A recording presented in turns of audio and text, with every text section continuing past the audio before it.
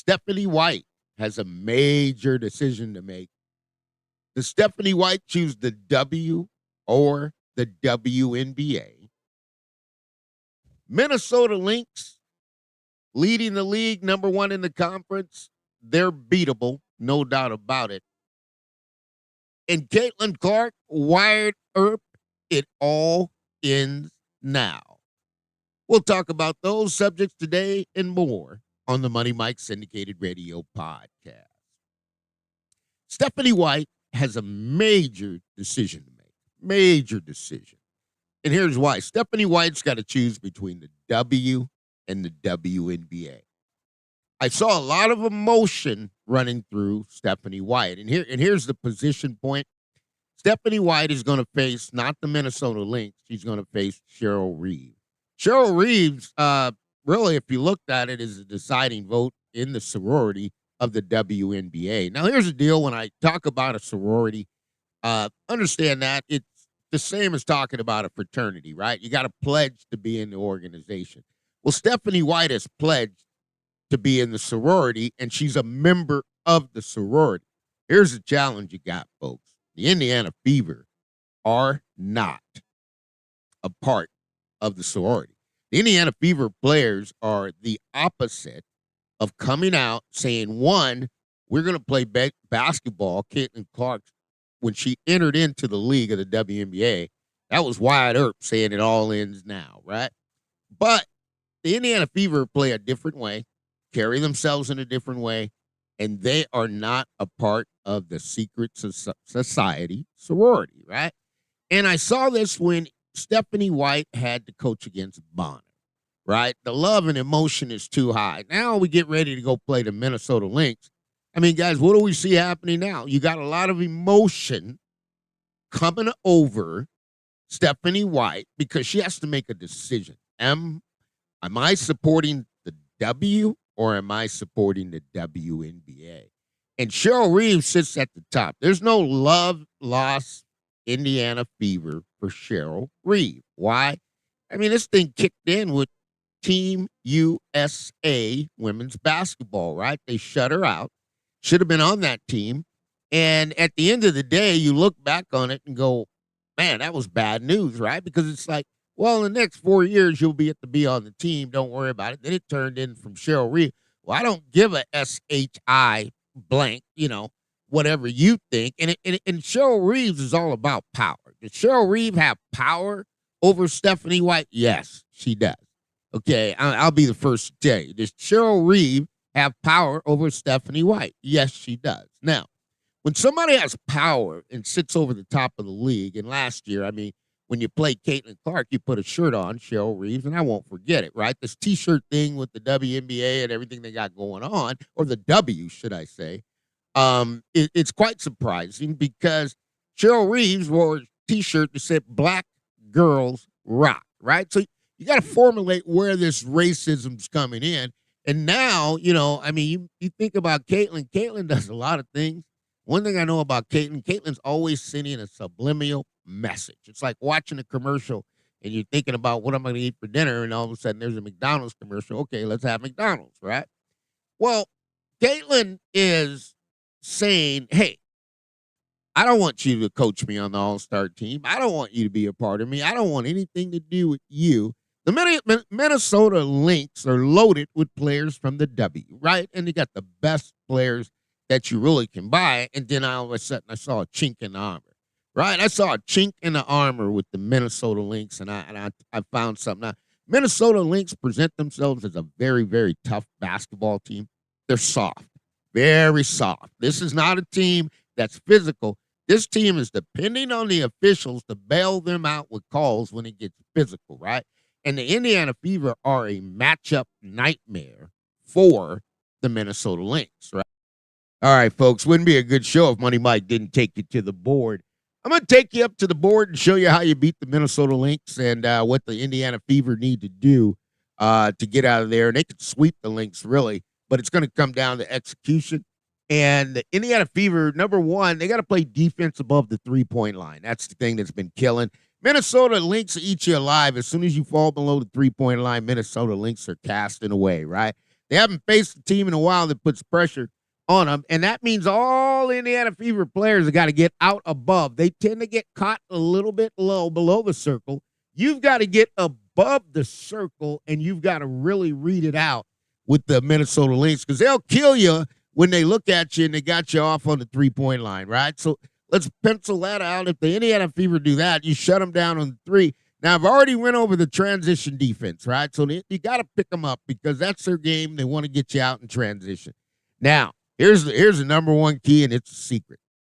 Indiana Fever got to keep the triangle, right? Triangle defense. I'm going to take you through the triangle defense because I want you to understand with the triangle defense, folks, no matter where you're at on the floor, you got to have a triangle.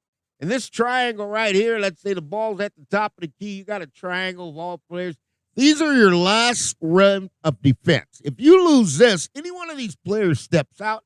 I used to see McDonald do it a lot, right? She'd sprint out. She's part of the triangle, but she sprints out.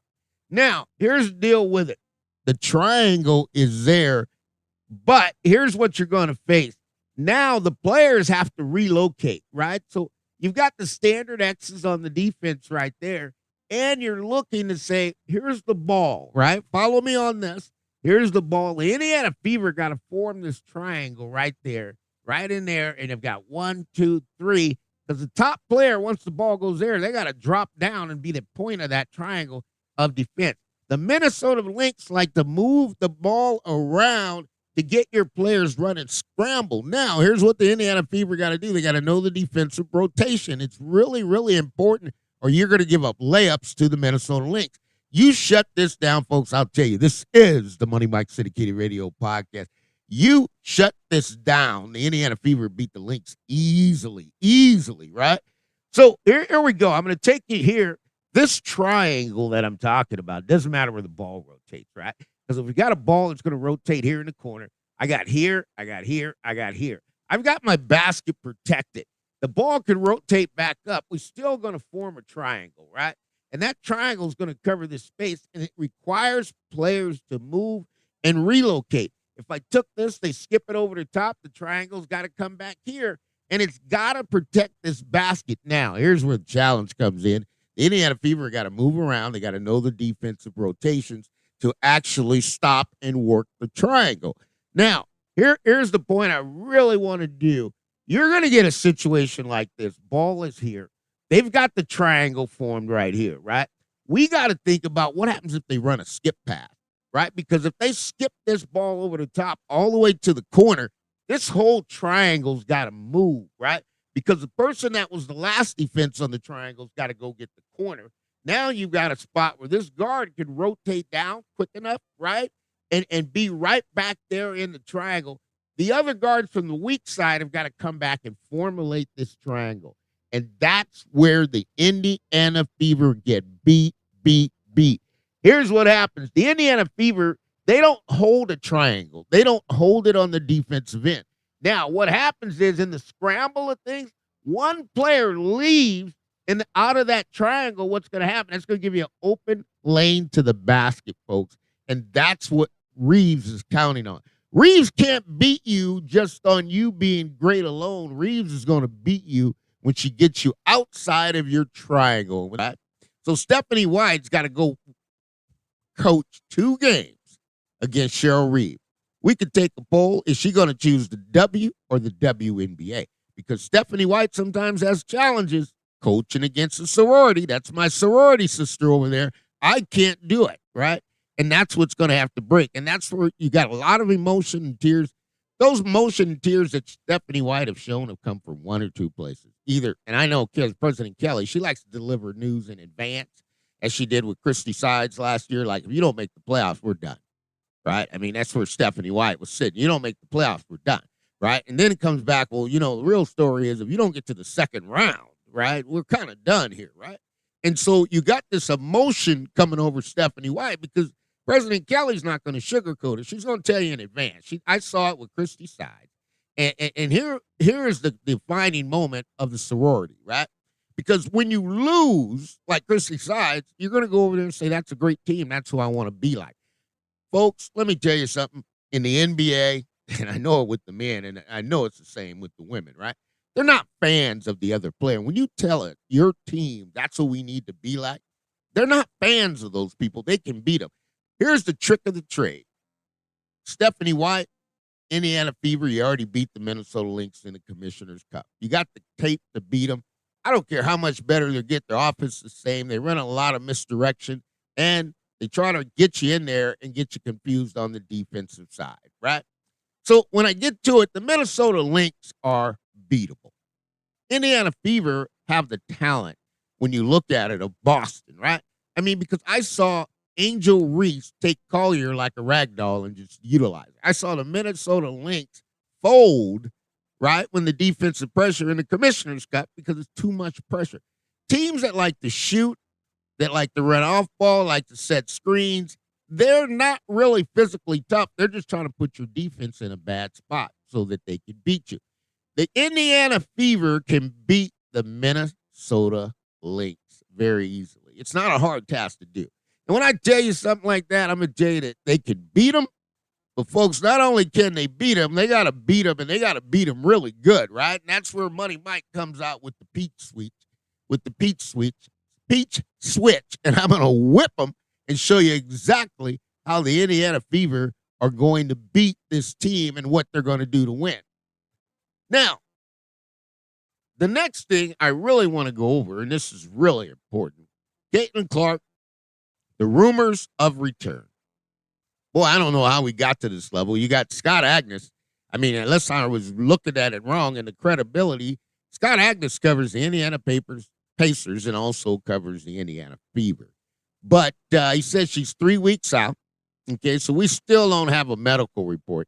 And it's hard to get a medical report out of the Indiana Fever. I'll tell you, even can't get Sophie's medical report. Hopefully that comes out here in the next hour. But the Indiana Fever are going to be able, with Caitlin Clark and when she returns, to beat the Minnesota Lynx. It's not going to be hard. The whole thing about Caitlin Clark and being Wyatt Earp, right? It all ends now. Some people say Billy the Kid, right?